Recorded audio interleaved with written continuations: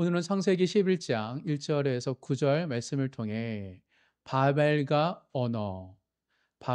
언어라는 제목의 말씀을 나눌 때 하나님이 기뻐하시는 생각을 품고 그 생각을 실천하시고 성취하시는 모든 성도님 되시길 주님의 이름으로 축복합니다.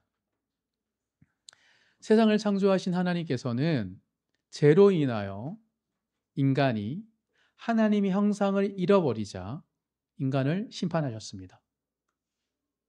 노아의 가족을 제외하고 모든 사람을 홍수의 심판으로 죽이셨기 때문입니다. 죄는 이토록 심각한 문제입니다. 하나님이 그 즉시 아담과 하와를 죽음의 심판을 내리지 않았을 뿐이지 여전히 죄를 짓고 동생을 죽인 가인을 찾아가시고 회개하라고 용서의 기회를 주셨으니 우리가 모를 뿐이지 죄는 결국은 사망입니다. 죄는 창조 질서를 무너뜨리고 사람으로 하여금 자신의 존재를 망각하게 합니다. 그래서 무엇보다 하나님을 진노하게 합니다. 우리는 죄를 사랑하고 괜찮아 작은 건데 뭐 라고 생각할지 모르겠으나 하나님은 우리가 죄를 짓고 죄 안에 머물 때마다 하나님의 진노를 참고 계십니다. 따라서 모든 인간들에게 또 우리들에게 가장 시급한 문제는 우리의 소유의 결핍이 아니라 죄의 문제입니다. 성경은 지속적으로 이게 가장 큰 문제임을 강조하고 있습니다. 그런데 감사하게도 창세기를 쭉 보다 보면 하나님께서 죄로 물든 인간을 쉽게 포기하지 않으신다는 것입니다. 하나님은 용서하시고 기회를 주시고 더 나아가 홍수 심판을 하실 때에도 노아의 가족을 통해 다시 인류가 이 세상에 살아남고 번영하고 번창하도록 하셨기 때문입니다. 이게 11장 전까지 온 이야기입니다. 그런데 문제는 다시 온 세상에 인류가 번창했는데 에덴 동산의 추방과 홍수의 심판을 다시 인류가 망각하기 시작했고 그로 인하여 죄가 다시 악화되고 확산되기 시작했다는 것입니다. 에덴 동산에서 아담과 하와는 하나님처럼 되기 위하여 선악을 알게 하는 나무를 따먹었고 신할 평지에서는 사람들이 자신의 영광을 하늘에 닿게 하기 위하여 선악을 알게 한 나무처럼 초고층 탑을 건설합니다. 똑같습니다. 내가 하나님이 되기 위하여 나의 영광을 위하여 사람들은 선악을 알게 한 나무를 따먹거나 하늘에 닿을 만한 탑을 세우는 것입니다. 하나님의 영광이 아닌 자신의 영광을 위한 탑의 건설은 영적인 기폭제가 되어 죄를 확산할 수 있었기에 하나님께서는 하늘에서 내려오셨다고 성경은 이야기합니다. 하늘에서 내려오실 정도로 인간이 세운 탑은 하늘에 도달하지 못했어요. 하늘에 도달했다면 하나님 보셨겠죠. 우리가 높은 곳에 가보면 지상이 아주 낮은 것처럼 지상에 있는 우리의 입장에서는 하늘에 닿을 것처럼 보이는 탑이지만 하나님 입장에서는 내려오셔야지만이 볼 수 있는 탑이었습니다. 그럼에도 불구하고 하나님은 탑을 세운 인간의 내면의 죄가 심각함을 아시기에 하늘에서 내려오셔야만 하셨습니다. 그리고 내려오신 하나님께서 탑이 아닌 탑을 건설하고자 하는 인간의 마음과 탑을 건설하는 과정 속에서 일어나는 여러 가지 인간성의 파괴를 바라보시고 탑의 건설을 중단하시기로 결정하셨습니다. 그렇지 않으면 탑이 건설하자마자 완공되자마자 모든 사람들이 하나님이 아닌 자신의 영광을 위해 살아가고 더 이상 사람들의 내면에 하나님 형상은 사라지고 제 형상이 가득할 걸 아시고 결국은 다시 홍수의 심판을 하셔야 했기에 하나님은 선제적으로 죄를 차단하신 것입니다. 그것이 바로 오늘 본문의 이야기입니다. 더 이상 죄가 확산되지 않도록 하나님은 선제적으로 죄의 확산을 차단하셨습니다. 사랑하는 성도 여러분, 초고층 탑의 건설을 중단하게 하신 하나님의 모습에서 무엇을 느끼십니까? 저는 이번 주 이 본문을 묵상하면서 유레카라고 외칠 정도로 깊은 깨달음이 저에게 있었습니다. 그래서 본문을 묵상하다가 깨닫자마자 무릎 꿇고 기도하고 또 아내를 찾아가서 제가 발견하는 그 은혜를 나눴습니다. 왜냐하면 저희가 20년 동안 목회를 하고 신앙생활을 해오면서 20대 초반부터 끊임없이 가져왔던 질문의 답을 오늘 본문에서 발견했기 때문입니다. 저는 항상 이런 질문들이 있었습니다. 왜 우리의 마음은 하나 되지 못하고 모래알처럼 흩어지는가? 제가 20대부터 선교단체를 하고 또 교회 생활을 하고 리더로, 엘더로, 여러 또 전도사로, 목사로 살아가면서 정말 수없이 노력을 해왔는데 이상하게 하나 되기보다 모래알처럼 흩어지는 경우가 많아가지고 제가 항상 그런 질문이 있었습니다. 왜 우리는 하나 되지 못할까? 부단히 노력을 했습니다. 주님 몸된 교회로서의 공동체에 대한 믿음과 확신이 있었기에 저는 하나님 나라에 참여하기 위하여 끊임없이 노력했습니다. 그래서 주님의 인도하심 속에서 이루 말할 수 없는 많은 좋은 공동체를 만났고 그 가운데 좋은 사람들, 믿음의 사람들, 만남의 축복이 있었고 그리고 그 공동체를 돌보시는 하나님의 손길을 또한 경험했습니다. 물론 사람을 가까이 가다 보면 보이지 않았던 죄와 허물이 보입니다. 그래서 실망하고 아파하기도 했고 또한 사람을 가까이 하다 보니 저의 허물이, 저의 부족함이 여실히 드러나 괴로워하기도 했습니다. 하지만 그럴수면 그럴수록 공동체에 대한 열정은 오히려 커져갔습니다. 왜냐하면 공동체에 대한 믿음은 사람에 대한 기대가 아니라 예수님에 대한 기대이기에 공동체를 포기할 수 없었던 것이죠. 그래서 사람에 대해서 괴로워하면 동시에 이 연약하고 나약한 사람들을 하나 되게 하시고 사랑을 돌보시는 하나님의 손길, 주님의 사랑을 느낄 수 있었습니다. 그것이 제가 공동체를 포기하지 않음으로 얻게 된 은혜입니다. 예수님은 교회를 사랑하시는구나. 저는 둘째 아들의 인 탕자처럼 주님보다 세상을 더 사랑하고 때가 참 많고 첫째 아들처럼 돌아온 사람들을 환대하기보다 그들을 정죄하기에 바쁜 저이지만 예수님은 한없는 용서와 돌봄으로 성도가 다시 하나님의 자녀답게 살아갈 수 있도록 용서해 주시고 돌봐주신 걸 보고 제가 깜짝 놀랐기 때문입니다. 그래서 저희 어떠함도 아니요, 성도들의 어떠함도 아니요, 예수님의 사랑 때문에 저는 교회가 하나 되는 그 연합을 위하여 기쁨으로 헌신해왔고 지금도 그러고 있습니다. 그런데 그러면 그럴수록 왜 이토록 교회 공동체는, 성도들은 하나 되지 못할까에 대한 질문이 끊임없이 저에게 있었습니다. 은혜로 공동체를 형성하지만, 참여하지만 또 한편으로 왜 이렇게 안 될까에 대한 질문이 있었던 것이죠. 항상 시기와 질투, 다툼, 그리고 미움이 생기는 것을 보면서 가끔씩은 이해하기 힘들었습니다. 굳이 교회에서 일주일에 한 번 만나는 이 만남에서, 물론 믿음의 사람은 더 자주 오겠지만 왜 우리끼리 이래야 될까? 우리는 주적이 아니라 사실 우리는 협력하고 서로 위로하고 독려하고 격려하는 존재인데 왜 세상에서 받은 상처와 그런 거절감을 서로 안에서 서로가 재단하고 나누고 있을까에 대해서 이해할 수 없었습니다. 그때마다 우리의 믿음이 부족하는구나. 아니야, 우리가 죄를 회개하지 않아서 그런 거야. 아니면 성령 의지하지 못해서 우리가 하나 되지 못한 거야 라고 저는 생각해 왔습니다. 실제로 대부분의 문제는 우리의 부족함, 우리의 믿음의 문제입니다. 그런데 아무리 그래도 우리의 연약함으로 치부에게도 뭔가 시원치 않은 점이 있었습니다. 왜냐하면 가끔 하나님이 의도적으로 도와주지 않고 있다는 것을 제가 느꼈기 때문입니다. 하나 되는 것을.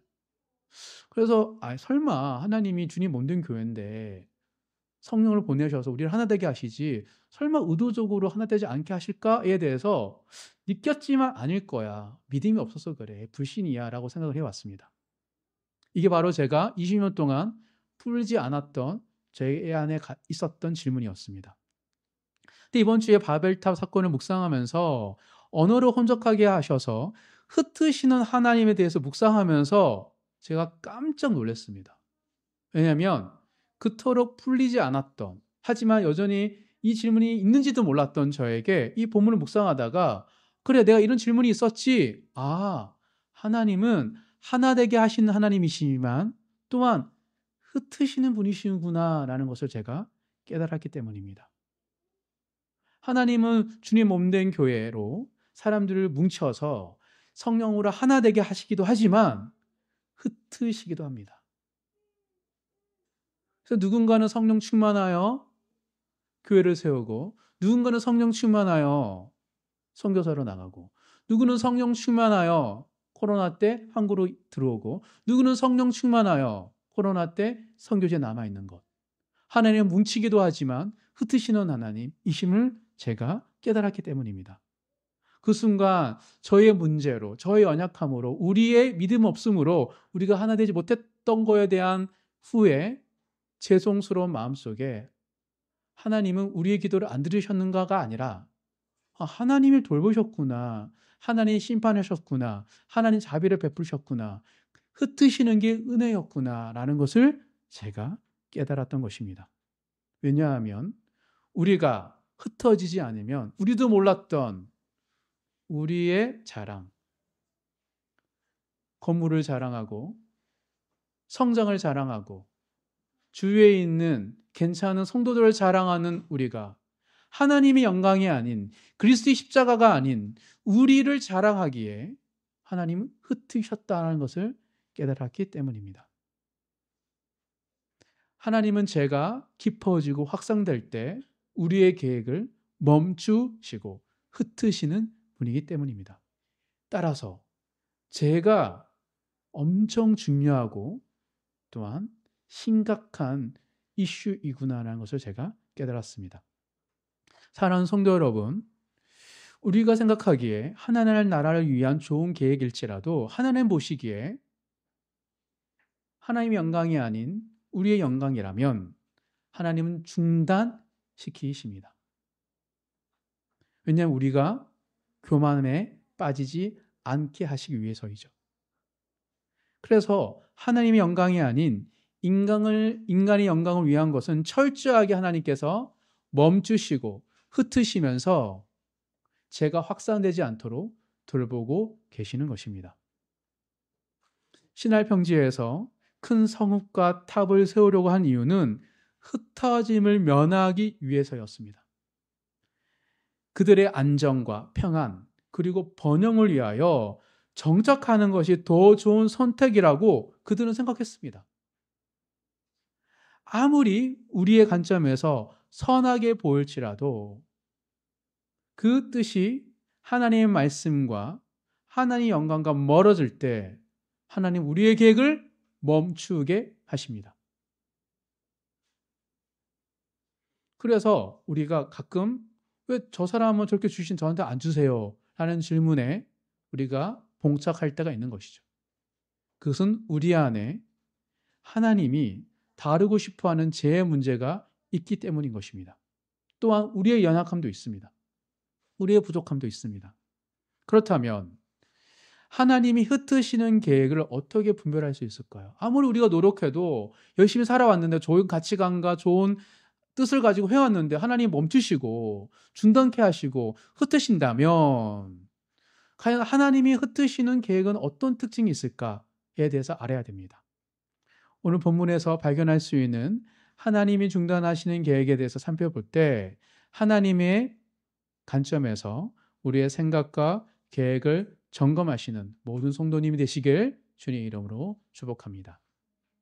오늘 원 포인트로 살펴보도록 하겠습니다. 오늘 본문에서 발견할 수 있는 하나님이 중단하신 계획은 하나님의 말씀이 실종된 계획입니다. 하나님은 하나님의 말, 하나님의 말씀, 하나님의 영광이 사라지고 실종된 우리의 생각과 계획을 어느 순간 중단시키십니다. 그래서 실패하는 겁니다. 가끔씩 그럴 때가 있잖아요. 처음에 동기는 너무 좋았는데 그걸 하다 보면 하나님께 멀어져 기도하지 않고, 그럴 때 하나님은 아무리 동기와 목적이 좋다 하더라도 멈추게 하시죠. 하나님의 관점에서 하나님의 말씀과 뜻이 없는 계획은 오히려 죄를 악화시키고 확산시키실 기기뿐이기 때문입니다. 오늘 본문 1절에서 5절 다시 한번 다 같이 읽어보겠습니다. 온 땅의 언어가 하나요 만이 하나였더라. 이에 그들이 동방으로 옮기다가 시날 평지를 만나 거기 거류하며 서로 말하되 자 벽돌을 만들어 견고히 굽자 하고, 이에 벽돌로 돌을 대신하여 역청으로 진흙을 대신하고, 또 말하되 자 성읍과 탑을 건설하여 그 탑 꼭대기를 하늘에 닿게 하여 우리 이름을 내고 온 지면에 흩어짐을 면하자 하였더니, 여호와께서 사람들이 건설하는 그 성읍과 탑을 보려고 내려오셨더라. 땅을 정복하고 번성하라는 하나님의 명령에 따라 인류는 개척자가 되었습니다. 그런데 개척자들이 시날 평지에 도착하자 그 땅에 거류하게 됩니다. 거류하다라고 번역된 히브리어는 야샤브입니다. 야샤브는 뜻은 영구적인 정착을 의미합니다. 그만큼 시날 평지가 비옥하고 살기 좋았던 땅이었습니다. 학자들은 시나를 수메르라고 해석하면서 수메르는 메소포타미아 문명의 발생지입니다. 즉, 너무 비옥한 땅이기에 도시를 건설할 수 있는 지역으로 판단하고, 이제는 더 이상 개척자로 살아가는 것이 아니라 정착민으로 살기 위해 요소로 된 높은 성읍을 건설하기로 그들은 결정한 것입니다. 모든 도시화가 그런 것처럼 기술의 발달이 요새 도시의 건설을 가능하게 했습니다. 산업혁명처럼. 견고한 벽돌의 발명과 역청의 재발견으로 도시 건설에 필요한 자재를 무한대로 공급할 수 있게 된 것입니다. 기술의 발전이 도시 문명의 발전에 지대한 영향을 여전히 끼치고 있습니다. 그런데 인류가 도시와 도시 문명, 성읍과 탑을 건설하기에 앞서서 선행적으로 해야 할 질문이 있었습니다. 어떤 질문일까요? 왜 인류는 지금까지 세상을 개척해 왔는가? 한 질문이 필요했습니다. 왜 우리의 선조들은, 왜 인간은 끊임없이 개척을 하며 세상에 더 넓은 세상으로 나아오며 살아왔던가에 대한 질문이었습니다. 그 질문을 가졌을 때 더 이상 우리가 정착할 수 있는 근거를 찾을 수 있기 때문입니다. 개척 정신은 하나님께서 인류에게 명령하신 사명이었습니다. 하나님이 인간이 세상을 개척하면서 창조 세계를 지으신 하나님 뜻을 발견하고 창조 세계를 아름답게 다스리기를 원하셨습니다. 왜냐하면 창조 세계에 하나님의 성품과 뜻이 있기에 창조 세계를 통하여 하나님을 경험하는 삶을 살 수 있는 것이 인간에게 주어진 특권이었기 때문입니다. 그런데 시날 평지에 거주하기로 결정한 사람들은 그들에게 하나님의 말씀은 실종되었습니다. 오히려 또다시 개척하는 사람들을 모아서 이곳에서 도시를 세우자라는 것이 그들이 가진 생각이었던 것입니다. 그들은 단지 그들의 평안과 명성을 위하여 성읍과 탑을 건설하는 것이 삶의 제일 중요한 이유가 되었습니다. 오늘도 마찬가지입니다. 우리의 직장, 우리의 집이 가장 소중한 이유가 되어버린 순간 우리는 도시 문명의 하나의 소모품이 되어버린 것이죠. 그게 아닙니다. 하나님 인간을 지으신 거는 어느 한 건물을 소유하고 살아가는 존재가 아니라 세상을 지으신 하나님을 경험하도록 우리를 세우시고 부르셨는데 어느 순간 사람들의 하나님의 말씀이 실종되다 보니 자신의 영광을 위하여 정착하기로 결정한 것이죠.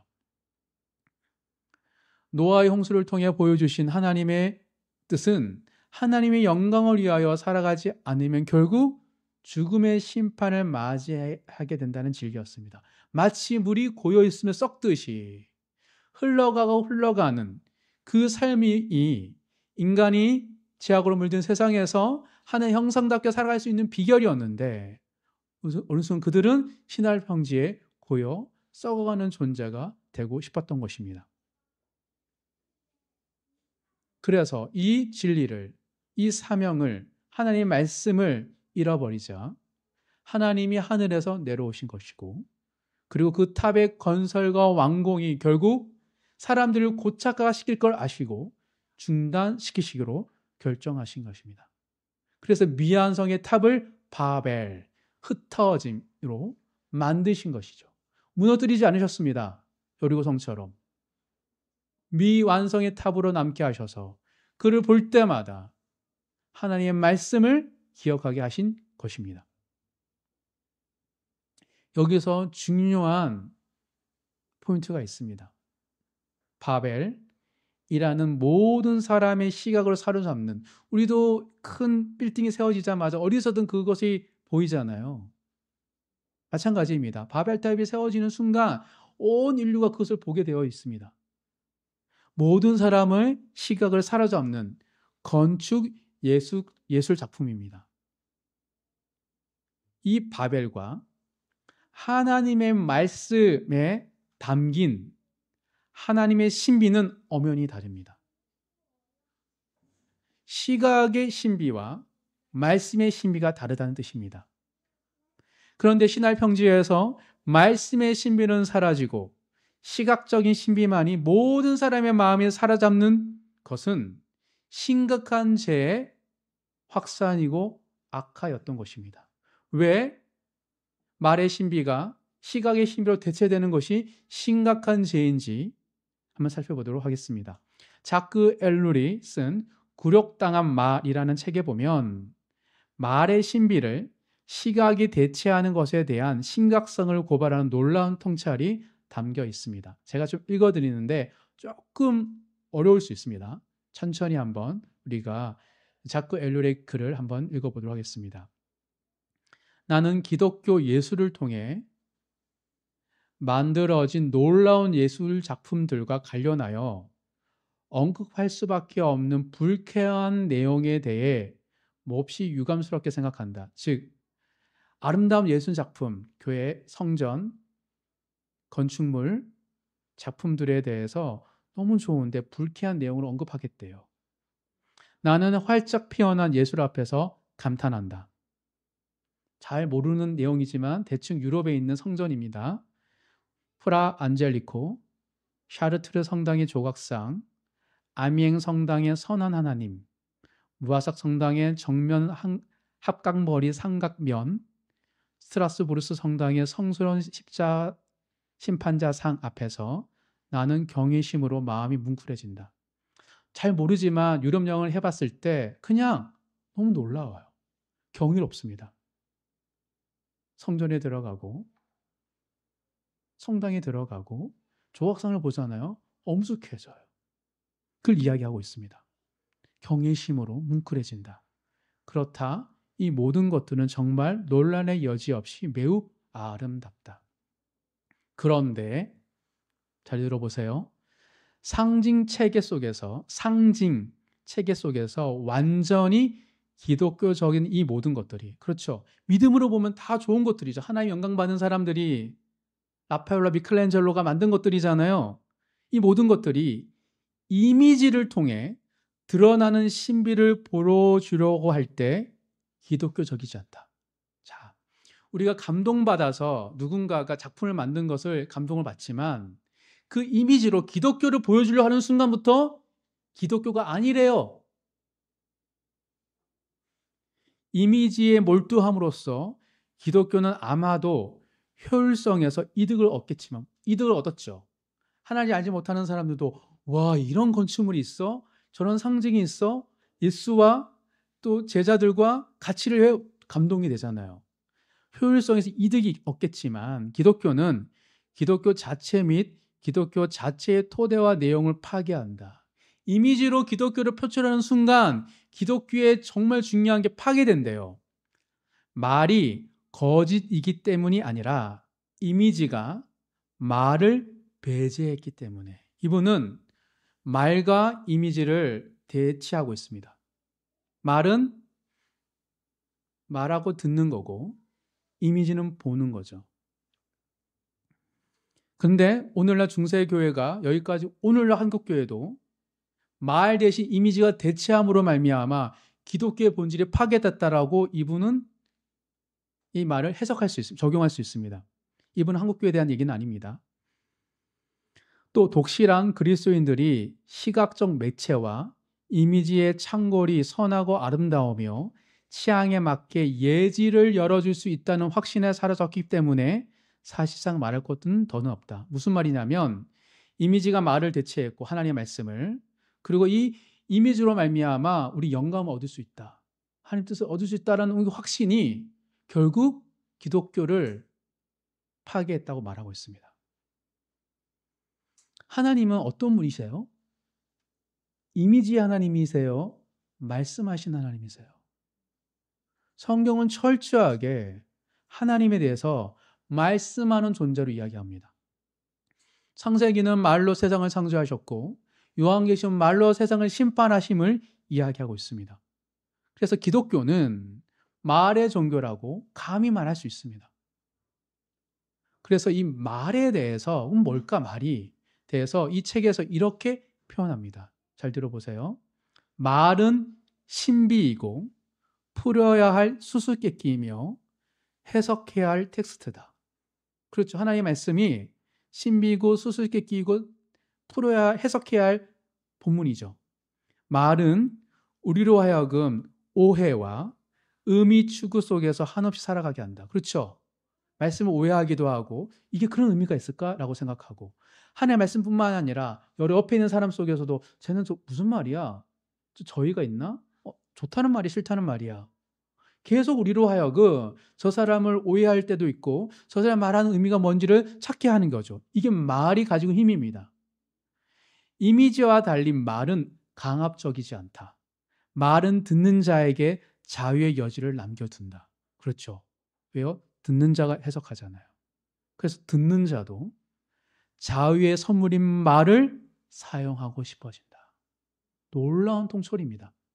하나님이 우리에게 말씀하신 이유는 하나님의 말씀을 듣는 우리가 하나님의 말씀의 뜻을 해석하고 오해하고 또 살아가면서 이런 말씀이었나 추구하면서 내가 자유를 주신 거예요.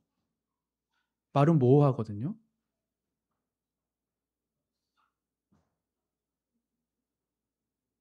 음식 가게에서 이모님이랑 명절의 이모님이랑 다르죠. 근데 우리의 상황과 환경에 따라 말이 가지고 의미가 다른 것처럼 이 말은 결국 우리로 하여금 하나님의 뜻을 해석할 수 있는 존재로 우리를 격상시켜줘요. 근데 이미지는 그렇지 않습니다. 명백합니다. 해석할 여지가 없는 거죠. 이 병행해야 되는데 이미지가 말을 대체하는 순간 기독교, 말씀하신 하나님이 뜻한 하나님 형상으로 인간이 파괴된다는 얘기를 하고 있는 겁니다. 그래서 우리가 예배를 드림에 있어서 하나님의 말씀을 강해하는 설교를 중요하게 여기는 겁니다. 더불어 말씀은 계속 바뀌잖아요. 우리 주예를 보지 않잖아요. 신학교 교수의 얘기를 듣는 게 아니잖아요. 같은 본문이지만 늘 다르게 설명하는 목사의 설교를 듣는 거죠. 지금 이 순간 우리에게 하나님 뭘 말씀하실까? 성도들이, 청중들이 해석할 수 있도록 더불어 각 사람들이 삶 속에서 큐티하고 설교를 듣는 그것을 내가 해석하고 내가 느꼈던 것들을 고백하는 것을 중요하게 여기는 이유가 여기 있는 겁니다. 왜요? 하나님의 의도이기 때문에. 하나님 인간을 그렇게 창조하셨습니다. 하나님의 말씀을 해석할 수 있고 하나님의 말씀을 순종할 수 있는 자로. 사랑하는 성도 여러분, 기술 발전과 도시화는 인간을 시각적인 물질을 만들어내는 생산적인 인간, 기계적인 인간으로 취급합니다. 얼마나 돈 많이 벌어? 너가 얼마나 많은 작품을 냈어? 어디서 살아? 얼마나 일을 잘해? 끊임없이 도시화를 지탱하기 위해서 인간을 생산적인 인간, 기계적인 부품으로 취급하지만 하나님의 말씀은 인간을 말의 신비를 자유롭게 해석할 수 있는 관계적인 인간, 사랑을 주고받을 수 있는 인간, 해석할 수 있는 인간으로 형성시키십니다. 따라서 복음은 뭐냐면 말씀이 육신이 되어 이 땅에 오신 예수님 왜 오셨을까에 대해서 끊임없는 내 삶에 적용하면서 우리가 하나님과 대화하는 거예요. 그러면서 인간은 하나님의 자녀답게 빚어지는 것입니다. 이 놀라운 이야기가 창세부터 이어지다가 신할 평지에서 이 도시 문명이 그걸 파괴하고 있는 겁니다. 그래서 오늘 본문은 분명히 경고합니다. 하나님의 말씀이 실종되면 인간성을 말살되고 한 도시의 부품으로 인간은 전락된다. 그러니 개척자의 정신으로 살아가든 도시 문명에 포함되어 있든 이것을 완수함에 있어서 하나님의 말씀이 있어야 된다. 라고 이야기하고 있는 겁니다. 하나님의 말씀이 사라지고 그 거대한 바벨탑이 준공되고 건설되는 과정에 얼마나 많은 사람들이 희생이 있었을까요? 그냥 굽습니까? 그냥 세워집니까? 소수의 사람의 지배자들의 명성을 위하여 다수의 인간이 처참하게 희생되는 것이 도시 문명입니다. 또한 얼마나 많은 그리스도인들이 교회의 건축물과 또는 작품들 그리고 교회가 자랑하는 프로그램들의 시각이 현혹되어서 하나님과 주고받는 말의 신비를 잊고 살았을까요? 인간은 세상을 지으신 하나님과 대화하는 존재로 창조되었습니다. 우리에게 말을 거시는 분이에요. 우린 그를 대답하는 존재이고 해석하는 존재로 세움받았습니다. 계시의 말씀을 통해 하나님의 신비를 경험하고 창조 세계 속에서 담겨있는 하나님의 신비를 발견하시는 삶을 선택하시고 살아가시는 모든 성도님 되시길 주님 이름으로 축복합니다. 그렇다면 하나님이 중단하시는 계획이 뭔지 알았잖아요. 말씀이 없는 겁니다. 말씀이 없는 순간 인간성은 파괴되기 때문에. 그렇다면 어떻게 우리가 다양한 사람들과 우리 혼자 살 수 없습니다. 부름받았으면 세상 한복판에 다양한 사람들과 한 마음으로 하나님 나라를 세워갈 수 있을까요? 이런 질문이 던져집니다. 우리가 하나 될 수 있는 비결은 하나님께서 바벨탑을 중단시키는 방법에서 찾을 수 있습니다. 하나님께서 바벨탑을 중단시키는 방법 아주 간단합니다. 언어를 혼잡하게 하셨습니다. 언어가 다르니까 한 마음으로 바벨탑을 건설하지 못했던 것이죠. 6절에서 9절까지 다 같이 읽겠습니다. 여호와께서 이르시되 이 무리가 한 족속이요 언어도 하나이므로 이같이 시작하였으니 이후로는 그 하고자 하는 일을 막을 수 없으리로다. 자, 우리가 내려가서 거기서 그들의 언어를 혼잡하게 하여 그들이 서로 알아듣지 못하게 하자 하시고 여호와께서 거기서 그들을 온 지면에 흩으셨으므로 그들이 그 도시를 건설하기를 그쳤더라. 그러므로 그 이름을 바벨이라 하니 이는 여호와께서 거기서 온 땅의 언어를 혼잡하게 하셨음이라. 여호와께서 거기서 그들을 온 지면에 흩으셨더라. 자신의 영광, 자신의 영의 명예를 위하여 탑을 세우는 사람들은 결국 뭘 얻었죠? 수치를 당합니다. 바벨. 원래 바벨이 이름이 아닙니다. 근데 바벨이 된 거예요. 중단돼서. 수치의 이름이 그들에게 남겼습니다. 제약으로 물든 세상은 우리에게 끊임없이 수치심을 줍니다. 그런데 어느 날, 지금부터 2000년 전 하나님께서는 예수님을, 나사렛 출신 예수를, 목수의 아들 예수를 믿는다는 이유로 수치를 받던 예수님의 제자들에게 성령을 선물하셨습니다. 그리고 성령의 충만함의 선물을 받았던 제자들은 갑자기 생전 듣지도 알지도 못했던 언어를 하기 시작합니다. 그리고 그 언어를 들었던 흩어져서 살아가던 유대인들, 디아스포라 사람들이 제자들의 방언을 듣고 자기들의 언어로 말하는 동일한 말을 하는 것을 듣게 됩니다. 그 순간 언어는 다르지만 한 마음으로 그들은 복음을 듣게 되었습니다.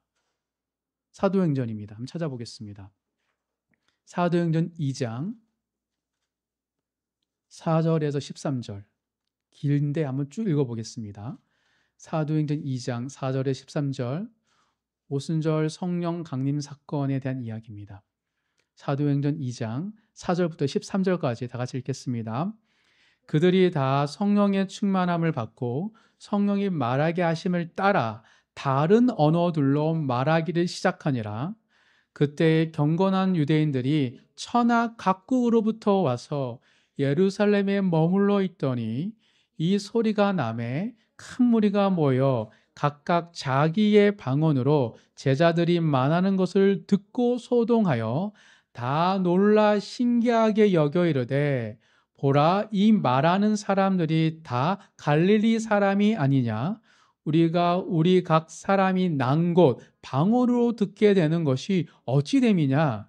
우리는 바데인과 메데인과 엘람인과 또 메소보다미아, 유대와 갑바도기아, 본도와 아시아, 브르기아와 밤빌리아, 애국가 및 구레네에 가까운 리비아 여러 지방에 사는 사람들과 로마로부터 온 나그네 곧 유대인과 유도교에 들어온 사람들과 그레데인과 아라비아인들이라.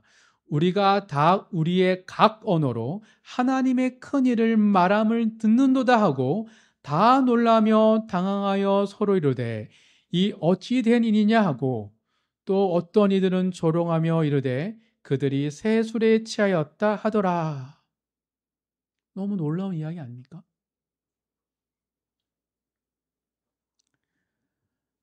수많은 언어를 가진 사람들이 동일한 메시지를 그 순간 듣습니다.